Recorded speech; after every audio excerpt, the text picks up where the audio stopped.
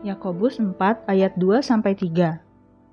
Kamu mengingini sesuatu, tetapi kamu tidak memperolehnya. Lalu kamu membunuh, kamu iri hati, tetapi kamu tidak mencapai tujuanmu. Lalu kamu bertengkar dan kamu berkelahi. Kamu tidak memperoleh apa-apa karena kamu tidak berdoa. Atau kamu berdoa juga, tetapi kamu tidak menerima apa-apa karena kamu salah berdoa. Sebab yang kamu minta itu hendak kamu habiskan untuk memuaskan hawa nafsumu.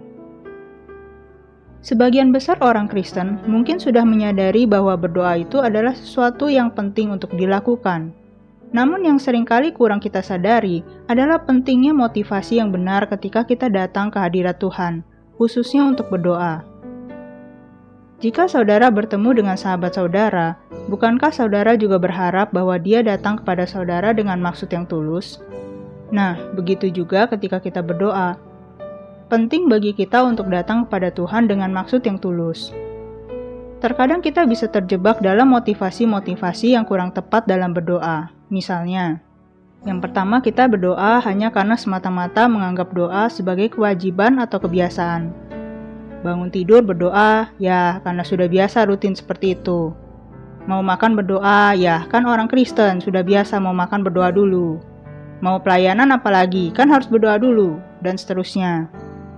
Lama-kelamaan, doa akan sekedar menjadi formalitas dalam kehidupan kita, tanpa ada lagi kesungguhan hati dalam setiap kata-kata kita ataupun sikap doa kita. Doa kita menjadi seperti hafalan ketimbang percakapan dengan Tuhan. Yang kedua, kita berdoa hanya semata-mata karena kita punya permohonan yang kita ingin Tuhan kabulkan. Terkadang bahkan kita mengutip ayat-ayat Alkitab walaupun tidak sesuai dengan konteksnya, demi mencoba meyakinkan Tuhan dan diri kita sendiri bahwa permohonan kita itu akan dikabulkan oleh Tuhan. Kata-kata doa kita hanya terbatas pada Tuhan, tolong lancarkan ini, lancarkan itu, berkati ini, berkati itu, kabulkan ini, kabulkan itu.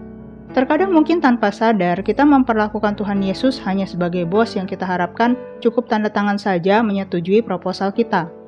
Kita mungkin tidak mau ambil pusing lagi apakah Tuhan punya pertimbangan lain atas rencana-rencana kita. Saudara, ada yang membedakan antara Tuhan Yesus dengan jin lampu Aladin. Tuhan Yesus tidak selalu mengabulkan apa yang kita minta. Tuhan Yesus adalah Bapa kita. Dia memiliki kehendak dan hanya akan memberikan yang terbaik untuk kita. Sama seperti orang tua yang sangat mengasihi anaknya, terkadang jawaban yang diberikan bisa ya, tapi bisa juga tunggu, bisa juga tidak. Nah, apakah kita sudah memiliki sikap sebagai anak yang baik, yang dapat percaya pada apapun jawaban Bapanya? Yang ketiga, ketika kita berdoa, kita mungkin punya anggapan bahwa kehendak kita adalah yang paling benar dan yang paling rohani. Misalnya, ketika kita datang mengadu kepada Tuhan tentang permasalahan kita dengan orang lain. Kemudian kita berdoa dengan anggapan bahwa kita pasti dibela dan dimenangkan oleh Tuhan karena kita berdoa. Kadang-kadang mungkin kita tidak mempertimbangkan ulang apakah ada sikap atau pandangan kita yang salah atau mungkin perlu diubah. Saudara, idealnya doa itu bukan untuk mengubah Tuhan tetapi untuk mengubah diri kita. Ketika kita berdoa, kita mengintrospeksi diri, menyelaraskan kehendak kita dengan kehendak Tuhan. Bukankah idealnya semakin sering kita berdoa, kita menjadi semakin serupa dengan Yesus, bukan Yesus yang semakin serupa dengan kita? Justru rasanya janggal bukan jika kita sering berdoa, tetapi hidup kita tidak pernah berubah. Idealnya, semakin sering kita berdoa, kita menjadi lebih sabar, lebih mengasihi, lebih rendah hati, dan juga lebih mudah mengampuni. Dalam Matius 6 ayat 5-8, Yesus berkata, "Dan apabila kamu berdoa, janganlah berdoa seperti orang munafik. Mereka suka mengucapkan doanya dengan berdiri dalam rumah-rumah ibadat dan pada tikungan-tikungan jalan raya, supaya mereka dilihat orang. Aku berkata kepadamu, sesungguhnya mereka sudah mendapat upahnya. Tetapi jika engkau berdoa, masuklah ke dalam kamarmu, tutuplah pintu, dan berdoalah kepada Bapamu yang ada di tempat tersembunyi. Maka Bapamu yang melihat yang tersembunyi akan membalasnya kepadamu. Lagi pula dalam doamu itu, jangan kamu bertele-tele seperti kebiasaan orang yang tidak mengenal Allah. Mereka menyangka bahwa karena banyaknya kata-kata, doanya akan dikabulkan. Jadi janganlah kamu seperti mereka, karena Bapamu mengetahui apa yang kamu perlukan sebelum kamu meminta kepadanya.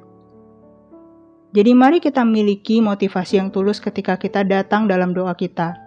Datanglah menghadap Tuhan secara sederhana dan apa adanya. Nanti menyampaikan tentang doa yang begitu luar biasa ya. Janganlah kita menjadikan doa itu rutinitas dan anggap oke, karena seorang Kristen saya wajib doa, that's it.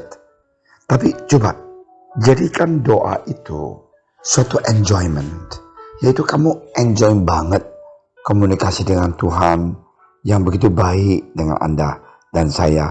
Kita katakan, Tuhan, terima kasih Tuhan, hari ini yang begitu luar biasa, saya masih sehat Tuhan, nah, udah pulang dari kerja Tuhan, thank you Tuhan, hari ini great day, semuanya baik.